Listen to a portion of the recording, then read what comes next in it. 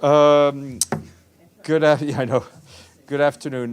Just to let you know that on Monday, you will have a busy day. At 11 o'clock, there'll be a press briefing here by Jean Todt, the Secretary General Special Envoy for Road Safety. He will be joined by Jean-Luc Decaux, the President and CEO of JC Decaux North America, and Edward Mermelstein, the New York City Commissioner for International Affairs. They'll be here to brief you on the UN campaign for road safety, which is being done in conjunction with JC Decaux Global. This campaign aims to create secure, inclusive, and sustainable streets worldwide, which is important everywhere, and including in New York City. I will then brief. At 12:30 p.m., you will have the President of the Security Council for the month of July, and that is the permanent representative of the Russian Federation, Ambassador Vasily Nebenzia. He will brief you on the program of work. That briefing, just for a note for those of you who are online, that briefing will be in person only. So if you want to ask questions, please come in person. At 2 p.m., there will be a briefing on the closing of the fourth review conference on the program of action of small arms and light weapons, otherwise known as REVCON 4. The Undersecretary General and High Representative for Disarmament Affairs, Izumi Nakamitsu, along with Ambassador Maritza Chan Valverde, President-designate of REVCON 4, will be here to brief you on the results of REVCON 4. Tomorrow, our Secretary General Antonio Guterres will be departing New York. He will be heading to Central Asia to begin a visit.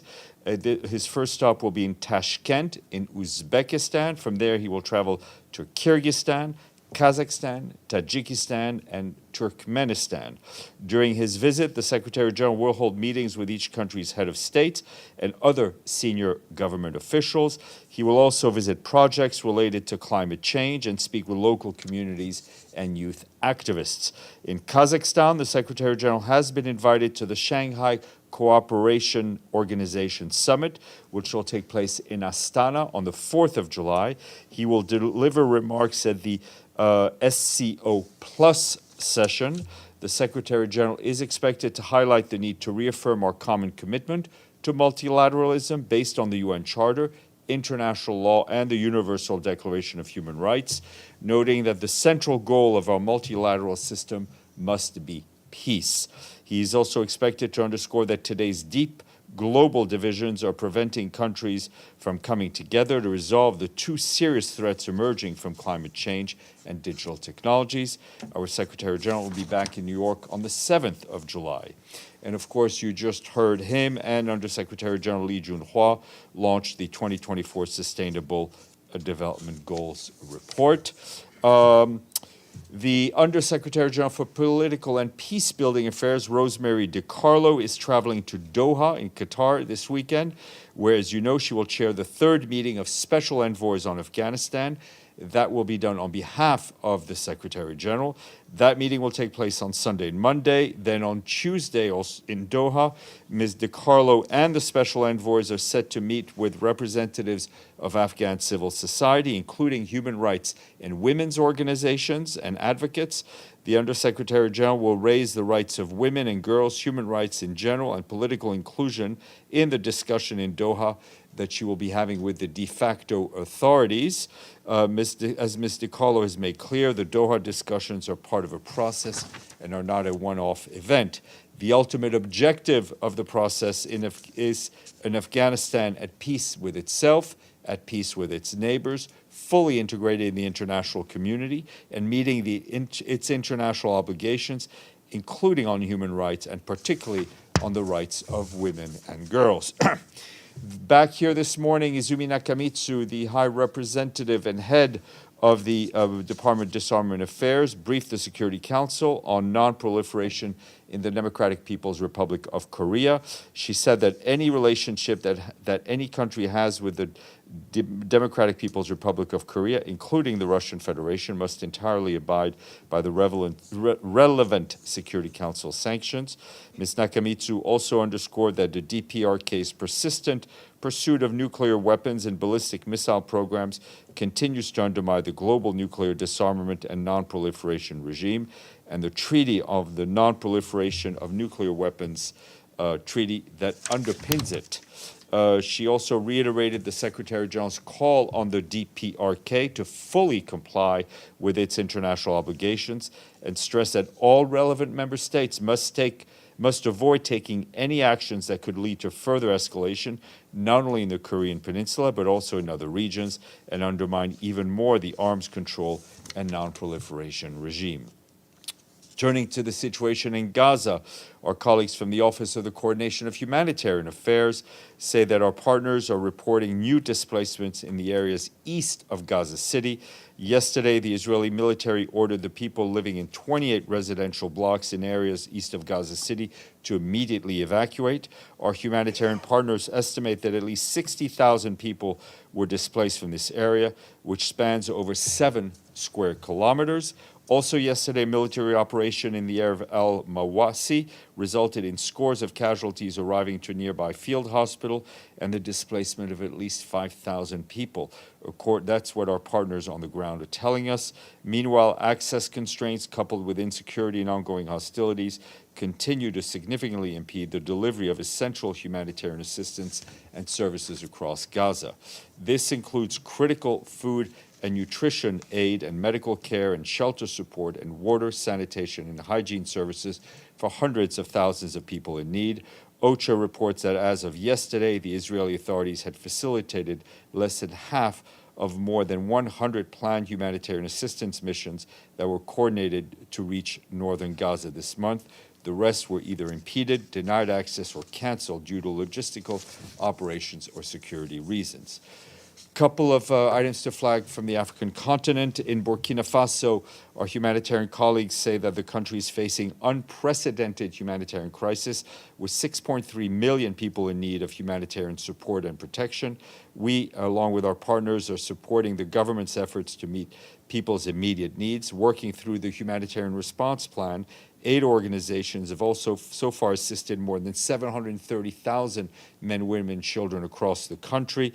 That's this year alone. While this is a good start, it represents just 19% of the 3.8 million people we are targeting to assist. Nearly halfway into the year, the $935 million humanitarian response plan for 2024 is only 17% funded at about $157 million. Democratic Republic of the Congo, in that country, the special representative of the Secretary General and head of the peacekeeping mission, Bintou Keita, visited peacekeepers in Nyiragongo and Goma in North Kivu to express their solidarity with them. The peacekeepers are deployed in both towns as part of an operation launched jointly by the Congolese army last year to protect civilians and defend major routes leading to the key towns of Sake and Goma to prevent the armed groups from advancing. During the visit, Ms. Keita reiterated that despite the mission's disengagement from North Kivu, the mission continues to implement its mandate in North Kivu and Ituri provinces. Few international days, all good ones. Tomorrow is the International Day of the Tropics. Yeah, there is such a thing, as you know. The tropics are regions of the Earth surrounding the equator. This day celebrates the extraordinary biodiversity of these tropics. On Sunday, 2 international days. First, the International Day of Parliamentarism. This language still astounds me after 40 years. This date is a reminder that if democracy is to survive, then parliaments need to be strong, they need to be transparent, they need to be accountable and representative. Lastly, it is International Asteroids Day. Ooh, exactly. Deji's interested, which mainly raises awareness about the threats from these near-Earth objects. These objects or comets pass close to the Earth's orbit and represent catastrophic threats to our planet.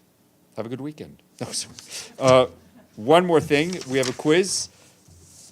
2 countries paid up. You guys ready? With the Summer Olympics around the corner, we'd like to wish these 2 nations luck. Both have had gold medals with wins in previous years. One nation is renowned for its excellent runners. Kip Keino is a name that may come to mind. And for karate fans, Ferial Abdelaziz will jog your memory with her astonishing gold win in 2020. Which countries are we talking about? Nope. Kenya, yes, is one. Kenya is the home of Kip Keino. And Ferial Abdelaziz won women's karate in 2020. We thank our friends in Cairo, in Egypt, and our friends in Nairobi, in Kenya, for their payments in full. We are up to 118, I think. Anyway, Deji, and then Gabriel. Yes, I'm not going to ask you the question you might want me to ask. Okay, so first, I just want to have some details on the humanitarian operation here in Gaza Strip. The what? The humanitarian. Yeah. So there's a congestion in Karim Shalom. Karim Shalom border crossing. Is that on the Israeli side congestion, or on they pass the crossing to the other side? Yeah, the material, there's been drop-off of humanitarian goods from the Israeli side into the Gaza side, the Palestinian side. The challenge for us is to pick up from that area where the goods are dropped off. So they have already passed the They've been screened, yes. by the Okay, Israelis, okay. yeah. So any update on first on the road from Kyrgyzstan? No. Okay. The second, any update on the floating pier? Sorry, I'm doing Edith's job. Nothing to share with you at this point on the pier. Okay, and then that is the Secretary General following the election in Iran, and what does he has to say? It's not for him to express an opinion. We will see what the results are, and obviously, I think that we will, as we do with every country where there are elections, we then deal with the new government. Gabriel. Thank you, Steph. These 60,000 people that were forcibly displaced from East Gaza City to the west, does the UN have any way of helping them at all now that they're forcibly displaced? We are helping, let's be honest, people are being displaced on a daily basis, especially in the Rafah and southern areas, but also in other areas. We try to follow them wherever they are. We try to deliver aid wherever they are. There's a network of community kitchens that we try to support. Whenever there's an opportunity for us and the safety and security of the recipients and of our staff allows it, we will help them. Thank you. Pam. I'm going to give it a go. Same question I asked the DESA folks. Apart from the obvious lack of money and conflict, what do you assess, having been at the UN for so long, are the fundamental reasons that these development goals are not being achieved? I mean, a rejection of multilateralism, or just a new Cold War, or what's your sense? There are a lot of possible and probable reasons that people who are more versed in the subject could explain. I mean, one of the big setbacks that we saw was COVID, right? And that was a huge setback, especially on issues having to do with education, with women's health, with climate. We saw across the board a setback, I think, due to COVID. And then all the other reasons, whether they're event-driven or whether they're systematic reasons, the way the international system is set up, are also to blame. Elizabeth, Prince Latina. Hi, thank you, Steph. Can you hear me? Yes, ma'am. And then we'll go to Iftikhar. Okay, I'm coming back with my question on Cuban efforts against terrorism. 2 weeks ago, the Non-Aligned Movement and G77 and China issued a declaration demanding the exclusion of Cuba from the unilateral list of countries that allegedly sponsor terrorists, and also the lifting of all unilateral coercive measures. What's the Secretary General's reaction to the U.S. decision of the continued lifting of Cuba on that list? I mean, I can tell you that the Secretary General has been very appreciative of Cuba's efforts in a number of mediation processes. I mean, the Colombia peace process being front and center. And frankly, that's not the type of behavior one would expect from countries accused of being state sponsors of terrorism. Iftikhar, Thank you. you're muted, sir. Thank you, Steph. Can you hear me now? Perfectly, sir. Thank you, Steph. Regarding the Doha meeting, do you have more details, like how many special representatives on Afghanistan are attending, and will there be an outcome statement? I'll get you the number of special envoys that are attending. We'll get that for you. We may not have it until closer to the start of the meeting. I do expect Rosemary DiCarlo to speak to the media after both sessions. Thank you. We'll relay that. We'll relay that information.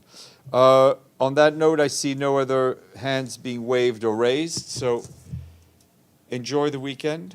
See you Monday. Bring your pens and papers. Bring your happy face. It'll be a busy day. Also, just programming note,